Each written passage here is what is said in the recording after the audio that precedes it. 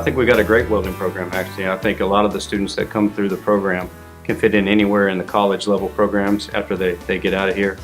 We have certifications that we offer through the program that benefit students not only in the industry but then also wherever they choose to go for welding. And there's different types of certifications that we have. But as far as the type of equipment that we have, the opportunities that we provide, I think it's just a really awesome atmosphere for students to be able to learn how to do projects, and then also the fundamentals of welding and then the welding processes involved with it.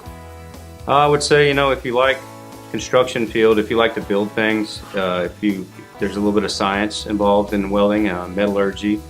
It's a really neat program to be able to build things out of metal, be able to melt metal, and then all the aspects and the theory that goes behind it. At the end of the day, when you step back and look, when you start the program and then when you end it and you see all the things that go into it, it's pretty neat.